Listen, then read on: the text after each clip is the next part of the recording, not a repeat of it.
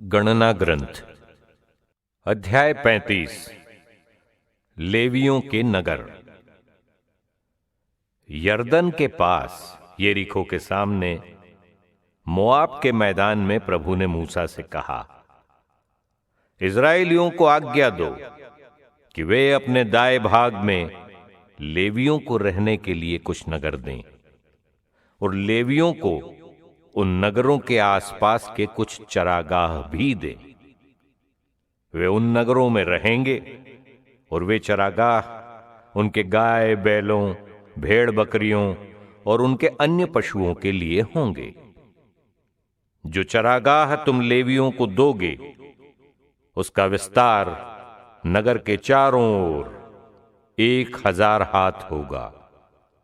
नगर के बाहर पूर्वी दक्षिणी पश्चिमी और उत्तरी दिशा में तुम 2-2 हजार हाथ इस तरह नापोगे कि नगर बीचों बीच पड़े। ये क्षेत्र उन नगरों का चरागाह होगा। तुम लेवियों को ये नगर दोगे। 6 शरण नगर जहां तुम भागे हुए हत्यारे को शरण दोगे और उनके अतिरिक्त 42 नगर। इस प्रकार उन नगरों की संख्या कुल मिलाकर 48 होगी जिन्हें तुम चरागाहों के साथ लेवियों को दोगे।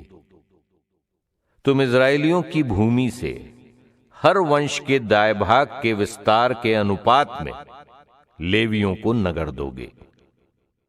शरण नगर। प्रभु ने मूसा से यह कहा, इस्राएलियों से कहो, जब तुम यरदन पार कर कनान देश पहुंचो तब ऐसे नगरों को चुनो जो तुम्हारे लिए शरण नगर हो सके। वहां उस व्यक्ति को शरण मिलेगी जिसने अनजाने हत्या की है। उन नगरों में कोई भी प्रतिशोधी से शरण पा सकेगा। जिस पर हत्या का अभियोग लगाया गया है उसका तब तक वध नहीं किया जाएगा जब तक समुदाय के सामने उसका न्याय नहीं किया गया हो। तुम इस प्रकार के 6 नगर निर्धारित करोगे। यरदन के इस पार के 3 नगर और कनान देश के 3 नगर। ये 6 नगर इस्राएलियों, विदेशियों और उनके साथ रहने वाले प्रवासियों को शरण देने के लिए होंगे। वहां वो व्यक्ति भागकर शरण पाएगा जिसने अनजाने हत्या की है। परंतु यदि किसी ने लोहे के शस्त्र से किसी व्यक्ति को इस प्रकार मारा हो कि वो मर जाए तो वो हत्यारा माना जाएगा। ऐसे हत्यारे को प्राण दंड दिया जाएगा। यदि कोई अपने हाथ के पत्थर से किसी व्यक्ति को इस प्रकार मारे जिस प्रकार मारने से मृत्यु हो सकती है और वो व्यक्ति मर जाए तो वो हत्यारा माना जाएगा और उसे प्राण दंड दिया जाएगा। यदि कोई अपने हाथ की लकड़ी से किसी व्यक्ति को इस प्रकार मारे जिस प्रकार मारने से मृत्यु हो सकती है और वो व्यक्ति मर जाए तो वो हत्यारा माना जाएगा और उसे प्राण दंड दिया जाएगा। हत्या का प्रतिशोधी स्वयं हत्यारे का वध करेगा। हत्यारे से मिलते ही वो उसका वध कर सकता है। यदि कोई द्वेष से किसी पर चोट करे या जानकर किसी पर कुछ फेंके और वो मर जाए या बैर से उसे मुक्का मारे और वो मर जाए तो मारने वाले का वध किया जाएगा क्योंकि वो हत्यारा है। प्रतिशोधी हत्यारे से मिलते ही उसका वध कर सकता है।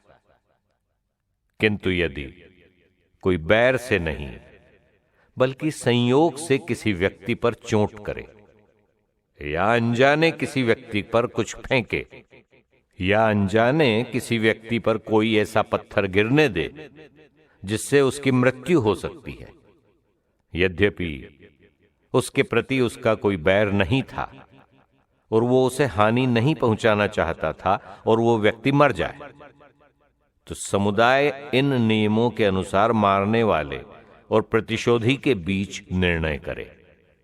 समुदाय मारने वाले को प्रतिशोधी से बचाएगा और उसे शरण नगर वापस भेजेगा। जहां उसने शरण ली थी।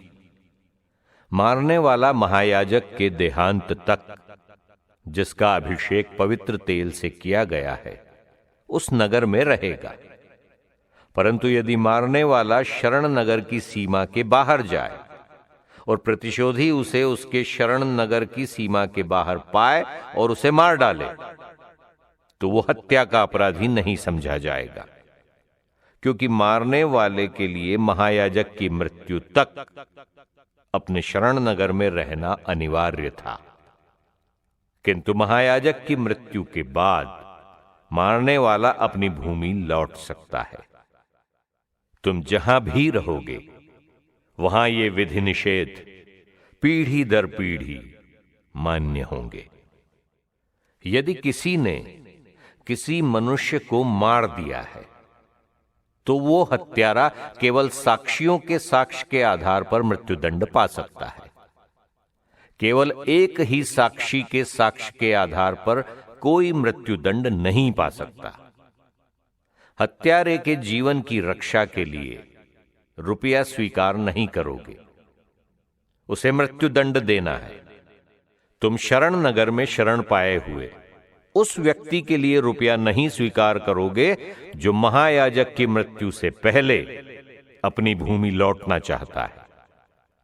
तुम वो देश अपवित्र नहीं करोगे जिसमें तुम निवास करते हो। रक्तपात से देश अपवित्र होता है और रक्तपात से दूषित देश का प्रायश्चित हत्यारे का वध किए बिना नहीं किया जा सकता। इसलिए तुम ये देश दूषित नहीं करो जहां तुम निवास करते हो और जहां मैं भी निवास करता हूं, क्योंकि मैं प्रभु इस्राएलियों के बीच रहता हूं।